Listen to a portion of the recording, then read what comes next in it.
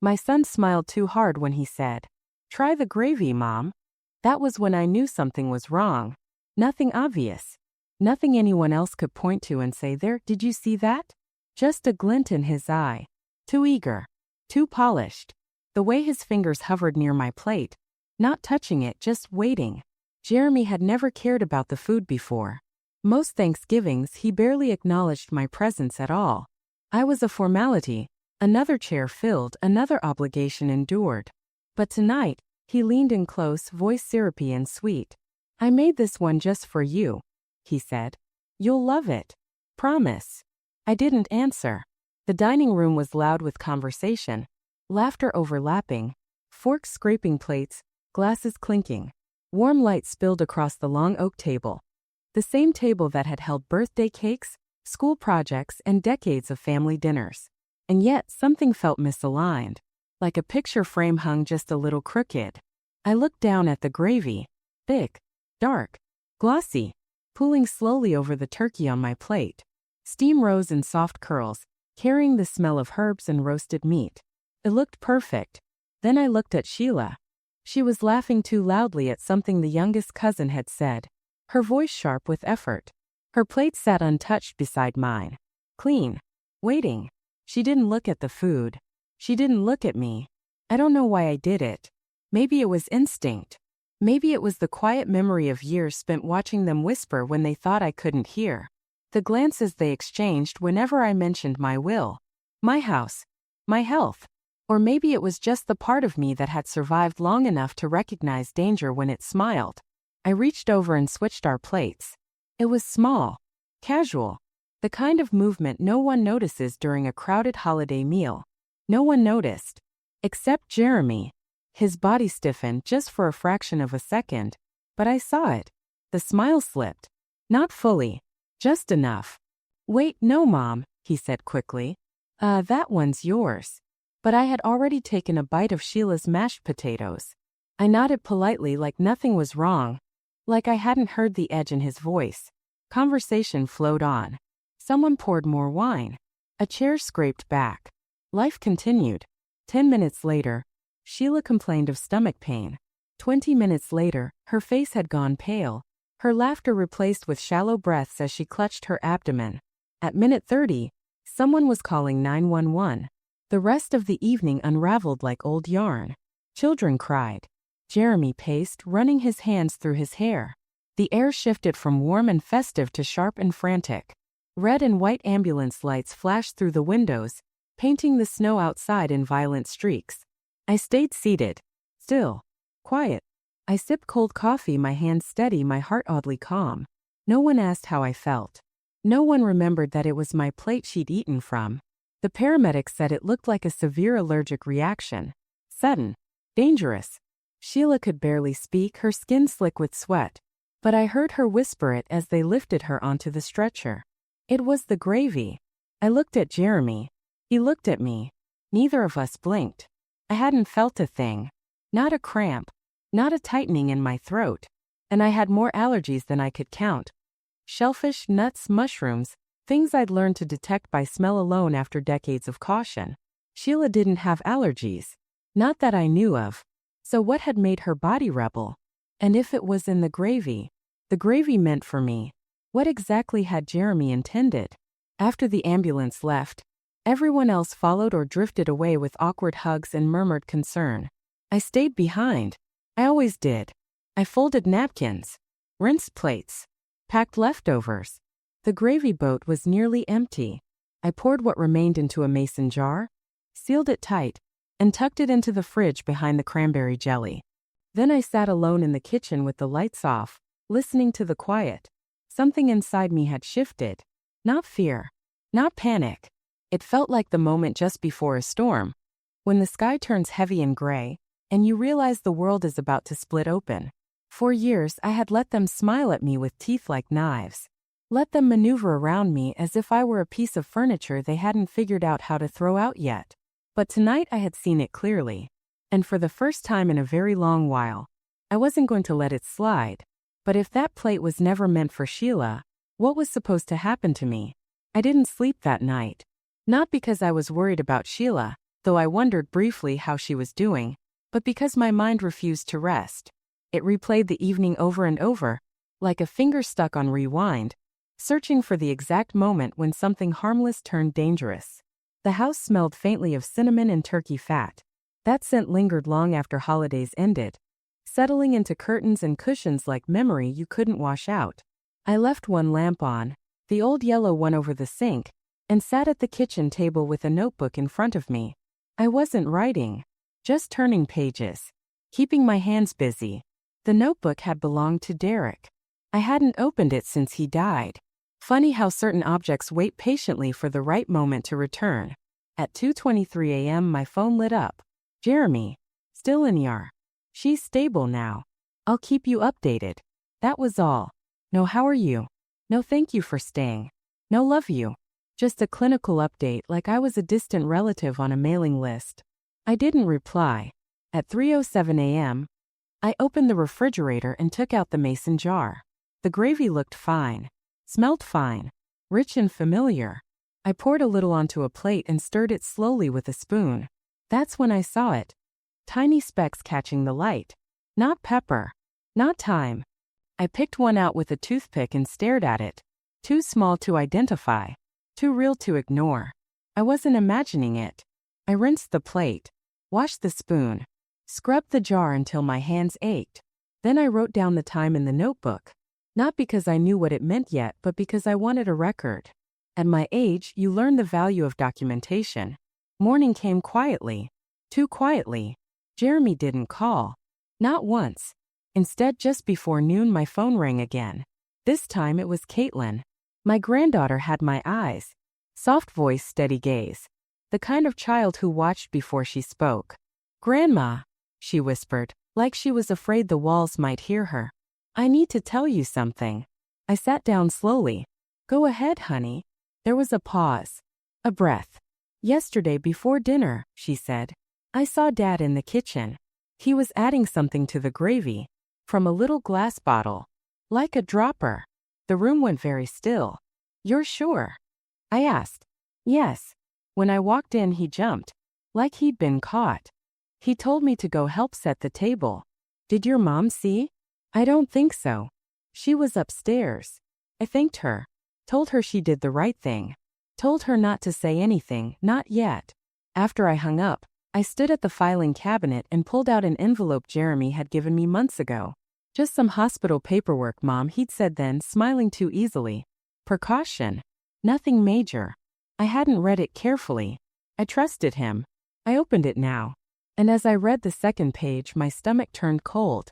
Because suddenly the gravy wasn't the most frightening thing on that table anymore. End of part 2. But if the food wasn't the real plan, what had I already signed away without knowing it? The paper felt heavier than it should have. Thin, official, perfectly ordinary. Yet the moment I finished reading it, the air in the room seemed to thicken. I sat back slowly, the envelope still open in my hands, my signature staring up at me like it belonged to someone else. I hadn't misunderstood it. I had signed a durable power of attorney. Not just for medical emergencies. Not just for hospital decisions. It gave Jeremy authority over my finances. My property. My accounts. Full control if I were deemed medically unfit. My name was printed neatly at the top. My signature, shaky, rushed, anchored the bottom. I remembered the day clearly now. The way he'd pushed the papers toward me. The way Sheila had said, "Good, now that's done," before even looking inside. At the time I told myself it was nothing. Families did this. Children helped aging parents. It was practical. Responsible. That's what I'd told myself. But now, sitting alone at my kitchen table, the memory felt different. Sharper. Calculated. If that gravy had made me sick. If I'd gone to the hospital confused, vomiting, disoriented. How quickly would someone have deemed me unfit? How quickly would Jeremy have stepped in? The thought didn't scare me. It steadied me. I closed the envelope, slid it back into the folder, and picked up the phone. "Michael," I said when my lawyer answered. "I need you to look at something for me. Today." He didn't ask questions. Just told me to come in.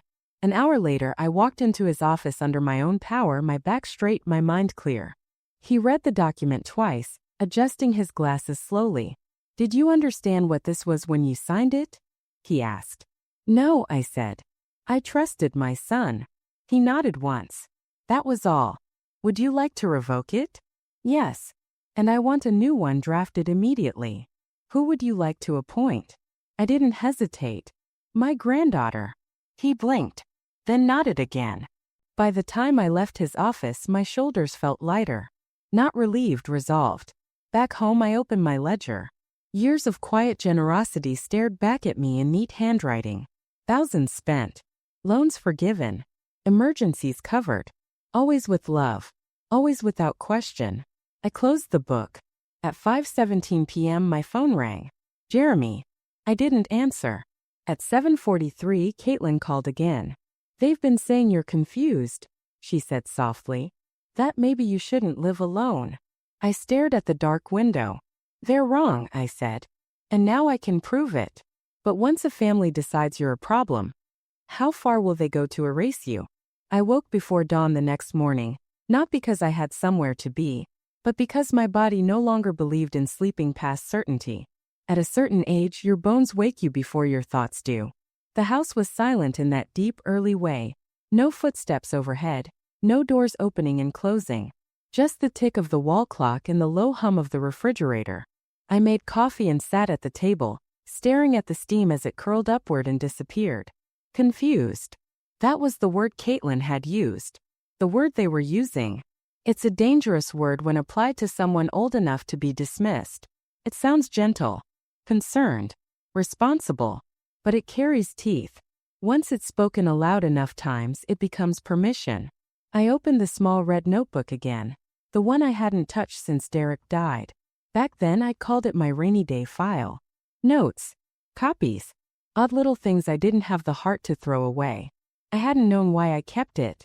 I just had. Now, flipping through its pages, I understood. There was a sticky note from 3 years ago. Mom, can you sign this quick? City permit stuff. Just bureaucracy. Another folded page. An emailed form authorizing temporary access to one of my investment accounts. Short-term restructuring, Jeremy had called it. Then a Christmas card from Sheila. Cheerful handwriting. Snowflakes on the front. Inside, a neatly typed list titled Joint Expenses to Reimburse. Approved by Mom. My signature sat at the bottom, rushed and slanted, like I'd been handed a pen mid-sentence. I stared at it for a long time. This wasn't forgetfulness. It was a pattern. By mid-morning, I was at the bank. The manager was polite, practiced. The kind of man trained to sound reassuring while delivering unsettling information. He pulled up my account history and frowned slightly. There's an active monthly transfer, he said. $1,500. Categorized as maintenance support. To whom? I asked, already knowing the answer. Jeremy Reynolds. Jointly with Sheila. Stop it, I said. He hesitated. This was authorized under. I revoked that authority yesterday, I said. My lawyer will confirm. He nodded, the frown deepening. Understood. As the printer hummed behind him, I felt something sharpen inside me. Not anger. Clarity. Like finally putting on glasses after months of squinting at shadows. On the drive home, my phone buzzed. Jeremy again. Mom, we need to talk. People are saying you're acting strange. I didn't reply, because now I understood something important. They weren't reacting to confusion. They were reacting to resistance. And people who benefit from your silence don't panic when you forget things. They panic when you remember. That evening, Caitlin called. They're talking about a care home, she whispered, saying it's for your safety. I looked around my kitchen, clean, warm, solid. A life built with intention. No, I said calmly. It's for their convenience. I hung up and turned off the lights, standing at the window as the street lamps flickered on one by one. They had already decided who I was supposed to be. Now I had to decide how loudly I was willing to contradict them. But if they were preparing to take control, what would they do when I took it first? Spring arrived early that year, the kind that tricks you into believing everything is gentler than it really is. The magnolia in my yard bloomed weeks ahead of schedule, its pale petals opening without hesitation, unapologetic in their timing. I admired that about it. I didn't wait for approval. Jeremy came by that same week. Unannounced, of course. I saw his car pull into the driveway while I was washing my hands at the sink. Beige sedan. Clean. Confident. He stepped out holding a Starbucks cup and a stack of manila folders, dressed like he just left a meeting where people nodded when he spoke. "Mom," he said brightly when I opened the door. "You look great." "You're 2 years late for compliments," I replied. "What do you want?" He laughed too loud too quick. "I can't just visit my favorite lady?" But he followed me inside like a man on a schedule. At the kitchen table, he spread the folders neatly, aligning the edges. A habit from childhood, control disguised as order. "I just need your signature on a couple things," he said. "Nothing complicated. Legal ease." I looked at the top page. My name typed neatly. City seal watermark faint but official looking. "This one's for the garage permits," he explained. "Since the house is in your name, they need your approval." "And the other?" I asked. "That's just a medical release," he said quickly. Too quickly. "In case anything ever happens. Hospitals like to have everything streamlined." Something in his tone tightened the air.